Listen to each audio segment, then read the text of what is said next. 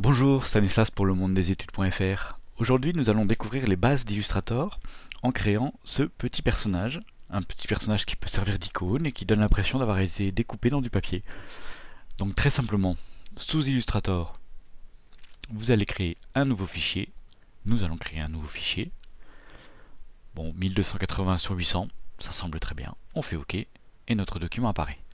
Première étape, pour créer le corps du personnage, nous allons utiliser l'outil rectangle. L'outil rectangle qui est ici, je le sélectionne, outil rectangle raccourci M sur le clavier.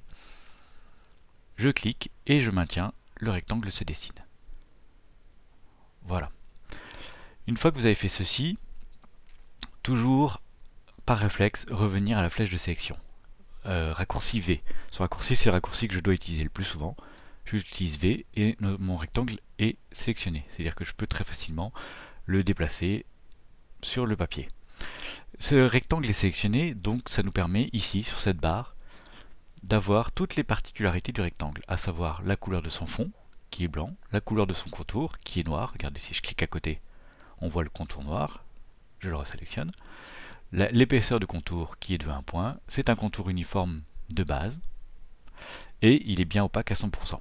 Toutes les autres fonctions, nous les verrons au fur et à mesure de l'exercice. Si cette barre-là venait à manquer, j'aurais dû vous le dire dès le début, il faut aller dans Fenêtre, et c'est la barre de contrôle. La barre qui sert à contrôler votre application, votre objet, pardon. Donc votre objet est bien sélectionné. L'objet, il apparaît d'ailleurs ici, dans vos calques, c'est ce tracé ici. Vous voyez ici le cercle qui est double, ça veut dire que l'objet est bien sélectionné. Donc mon objet est sélectionné, et plutôt que d'avoir par défaut un fond blanc et un contour noir, je voudrais un fond noir sans contour. Donc je sélectionne bien mon objet, je vais dans la barre de contrôle, je déplie le contour et je clique sur noir. Vous voyez instantanément la couleur qui change. Pareil, je déplie les couleurs du contour et je clique sur 100 pour ne pas avoir de contour. Donc évidemment l'épaisseur du contour disparaît et nous avons donc un rectangle sans contour. Une fois ceci fait, je vais créer les jambes du personnage. Donc je vais dans mes outils et je choisis l'outil rectangle arrondi. Donc c'est un rectangle, j'en fais un rapidement, mais qui a, vous voyez, la particularité d'avoir les bords arrondis. Je me place sur le bord de ce rectangle et je trace ma jambe. Voilà, ça me semble être une bonne longueur. Je clique sur V pour resélectionner mon objet, ce qui me permet de le bouger. Voilà.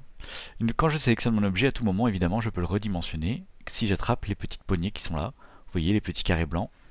Quand je suis avec l'outil de sélection, l'outil raccourci V, je peux, vous voyez, modifier très simplement la taille de l'objet.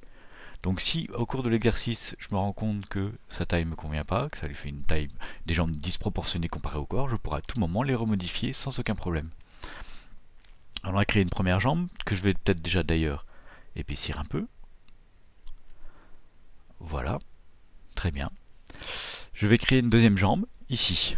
Pour ce faire, très simplement, je clique sur mon objet, donc toujours avec l'outil de sélection classique, et je maintiens Alt. Vous voyez que la flèche de la souris change.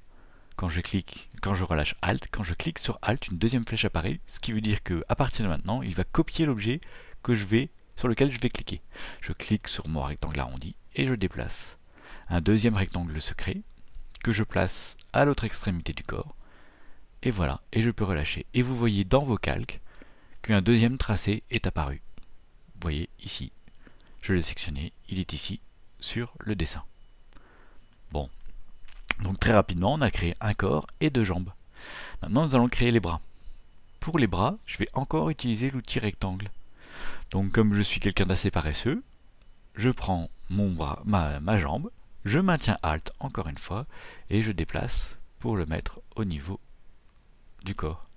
Donc le bras me semble un peu large, donc toujours je prends la petite poignée ici, blanche, et je rétrécis la largeur de mon rectangle. Ça me semble pas mal. Maintenant, je voudrais qu'il ait les bras plutôt à 45 degrés. Nous avons plusieurs options pour ça. 45 degrés ou autre, à peu près. Donc, vous sélectionnez votre objet. Quand vous approchez la souris d'un coin du rectangle, vous voyez, hop, la souris change d'apparence. Ça veut dire que si je clique et que je tourne, je peux faire une rotation à partir du centre de l'objet. Donc ça, c'est très pratique. Dans notre cas, ça pourrait largement suffire. Voilà, je replace mon objet, à peu près comme ça. Tac. Oh, un peu trop incliné peut-être. Vous voyez. Voilà. Ça peut être une première façon de faire, qui est tout à fait valable pour l'exercice que l'on s'est fixé. Donc, je fais pomme Z plusieurs fois pour revenir à la position de départ. La deuxième façon de faire une rotation à mon objet, c'est de bien s'assurer que l'objet est sélectionné. C'est le cas. Aller dans Objet, Transformation, Rotation. Cette fenêtre va nous permettre de faire une rotation très précise, parce que nous allons pouvoir rentrer l'angle. Donc imaginons que je veux faire une rotation de 24 degrés. Hop, avec aperçu coché, on a l'aperçu directement de ce que cela peut faire. Donc, si je reviens dans l'autre sens, 360 moins 30 degrés, 330, nous avons ici un angle de 30 degrés. Je fais annuler.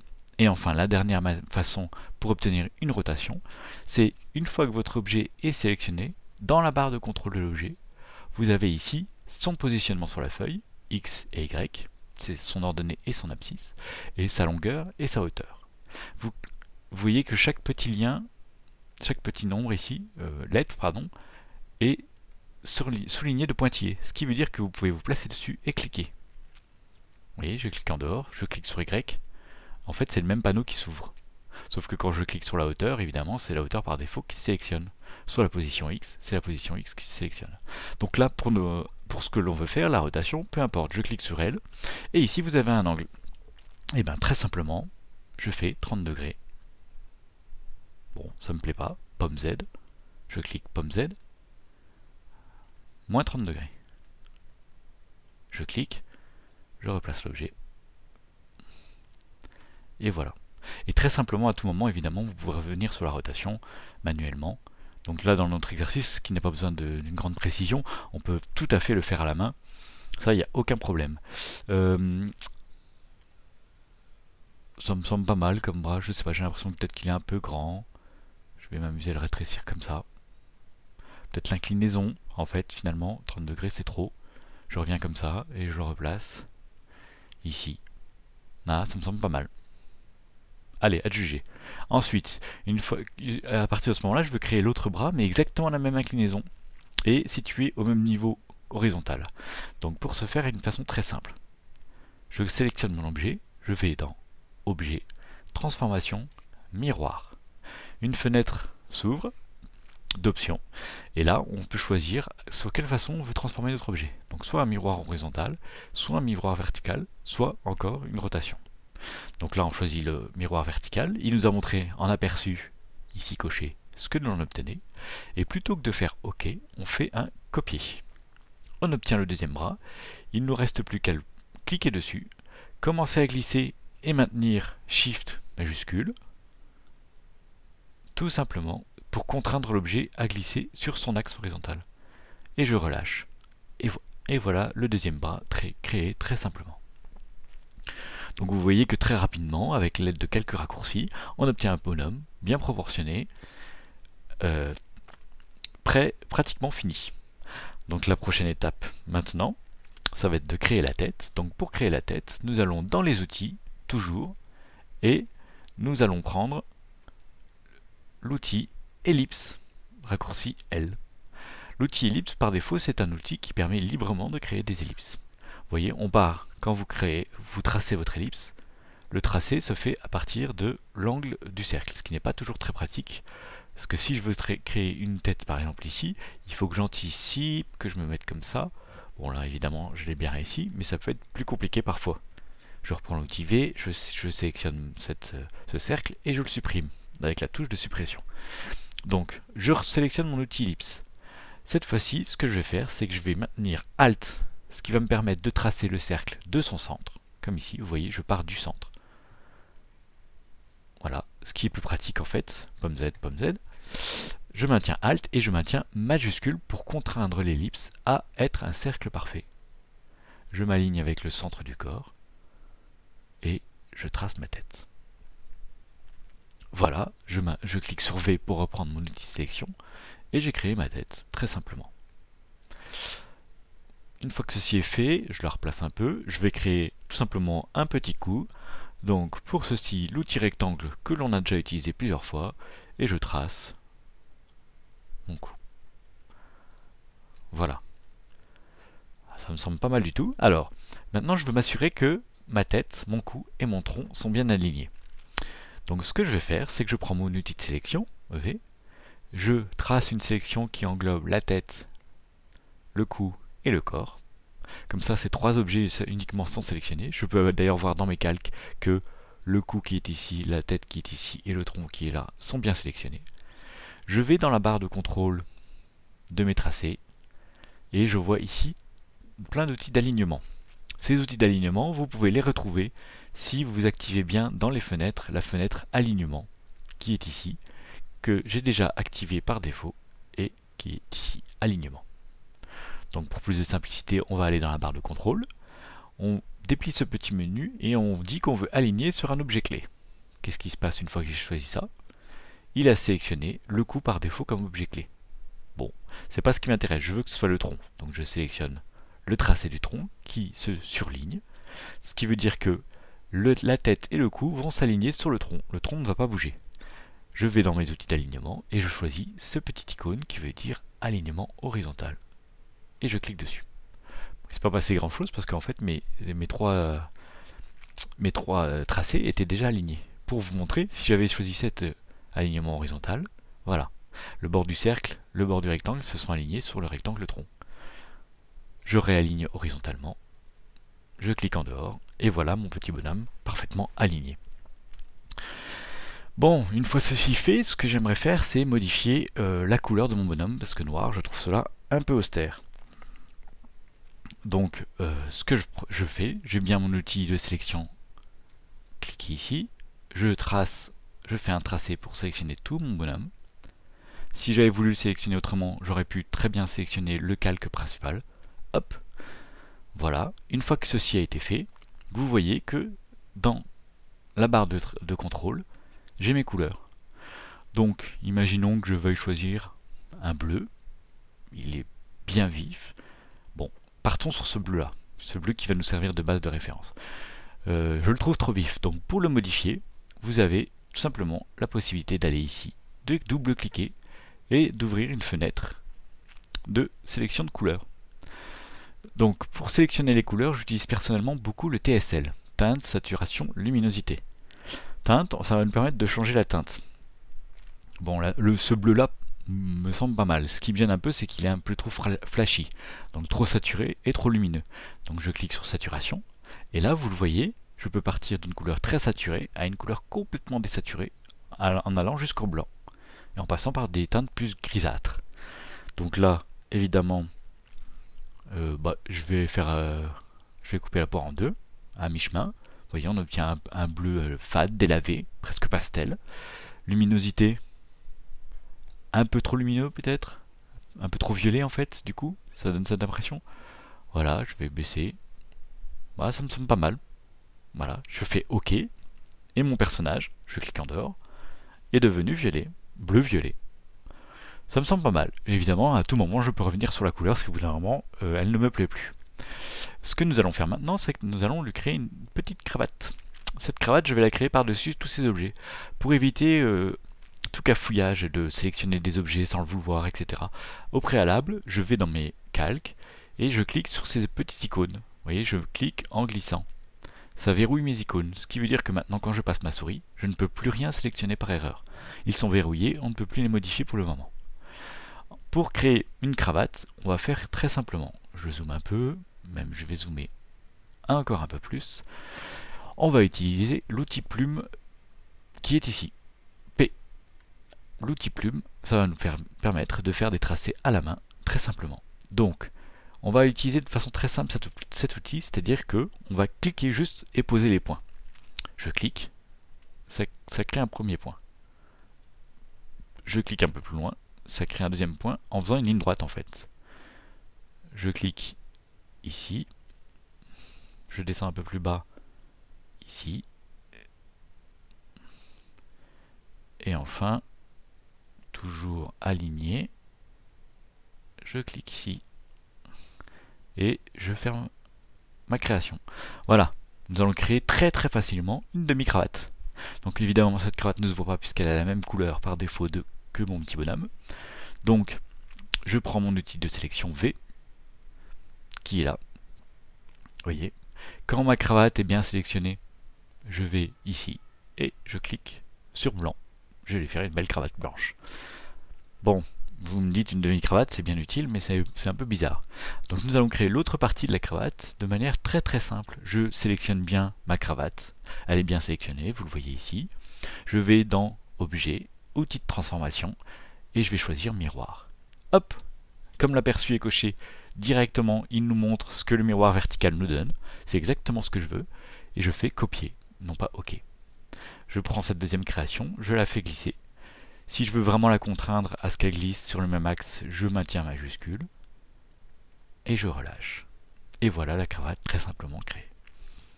Bon, dernière petite étape pour nous faire découvrir un objet.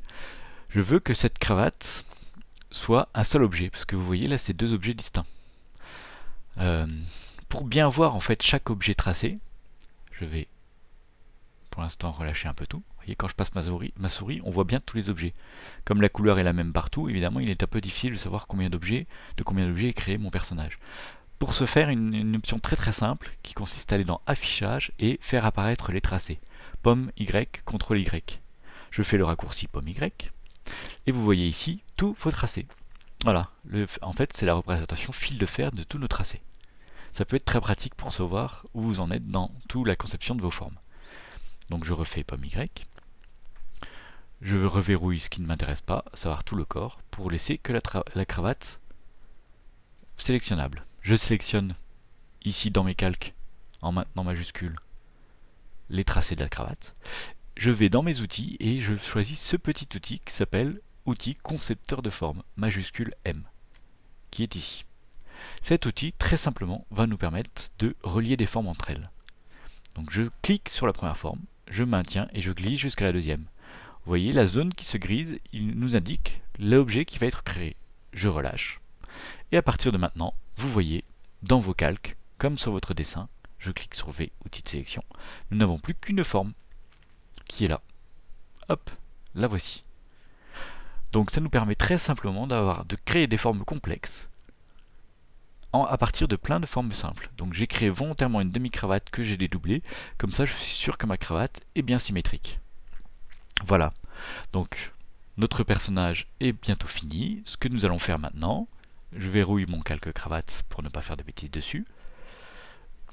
Nous allons créer le papier qu'il y a derrière, comme si c'était le papier sur lequel était dessiné le personnage. Donc ce papier, je vais simuler des coups de ciseaux. Donc les ciseaux, ça coupe plutôt souvent en ligne droite. Ce que je fais, je prends mon outil plume et je clique les points comme si j'avais découpé au ciseau. Évidemment, je pourrais toujours revenir sur ces points. Dieu merci. C'est difficile de faire juste du premier coup très souvent. Et je ferme le tracé. Cet outil, évidemment, ce tracé fait, j'appuie sur V pour le sélectionner. Je prends mon tracé, je le fais glisser le calque en dessous de tous les calques pour faire réapparaître mon personnage. Maintenant, ceci fait, je me dis, ma feuille blanche, là, j'aime pas ici ce point, il est trop à l'extérieur. Donc, plutôt que de sélectionner avec l'outil V, qui permet de sélectionner un objet en entier, je vais prendre la flèche du dessous qui s'appelle outil de sélection directe, raccourci A. Ce raccourci A nous permet, si je sélectionne ici, de sélectionner un point parmi d'autres. Vous voyez, tous les autres points, c'est des petits carrés blancs. Le point sélectionné, c'est un carré bleu. Je le fais glisser. Et voilà, très simplement, je peux modifier d'autres points. S'ils ne me plaisent pas, je clique une première fois pour les sélectionner, une deuxième fois pour le bouger. Et je redimensionne légèrement ma feuille de papier. Bon, il faut que je fasse attention à ce que le résultat paraisse naturel, mais pas de souci, je peux à tout moment revenir sur ce que j'ai fait, et du coup, ça me semble bien. Je reprends l'outil V pour bien sélectionner l'objet en entier. Voilà, maintenant je vais modifier la couleur de ce papier, je vais lui donner un aspect un peu plus jaune, parce que blanc sur blanc c'est pas très intéressant. Donc, Mon outil est sélectionné. Dans ma barre de contrôle, vous voyez que j'ai mon tracé. Je vais sélectionner par défaut une couleur jaune, qui est bien trop jaune évidemment.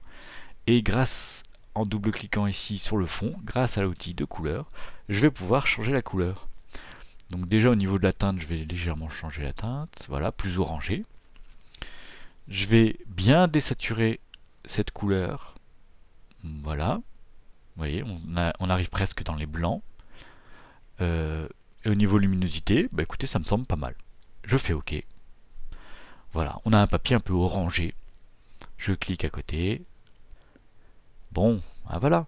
La dernière touche qui évidemment apporte tout l'intérêt à la chose, c'est de rester sur ce papier sélectionné et de lui appliquer un effet d'ombre. Donc pour cela, je vais dans les effets, effet spécial, ombre portée. Je clique dessus. La fenêtre d'option des ombres portées apparaît. Je clique sur aperçu et le résultat se dessine ici. Donc pour les ombres portées, eh bien écoutez, ici vous avez l'opacité. Si par exemple je mets une opacité de 95%, je fais tabulation, vous voyez que l'ombre est très très marquée. Donc évidemment c'est pas ce que je veux, 45% me semblait une bonne alternative. Ici c'est le décalage sur l'axe X et l'axe Y. Donc évidemment si je réduis le décalage sur X, voilà, je peux mettre 0, ça veut dire que sur ce décalage là c'est vraiment l'ombre surplombe le personnage. Et sur l'axe Y, je peux revenir à 0, tout simplement comme ceci. Et l'ombre se place vraiment derrière le personnage. Ensuite l'atténuation, alors pour bien vous montrer, je redécale, disons de 10 pixels, les axes X et Y. L'atténuation, c'est la diffusion de l'ombre, c'est le nombre de pixels sur lequel elle va s'étaler. Donc si je mets 0, vous allez voir très simplement que mon ombre va être un peu aride. Ça peut vous aider d'être à 0 au début pour décaler votre ombre et la placer comme vous le souhaitez, vous voyez. Je préfère un peu plus comme ça. Et après, je remets une atténuation, je la remets à 15 par exemple, ce qui me plaît pas mal. Je fais OK. Et voilà mon petit personnage créé.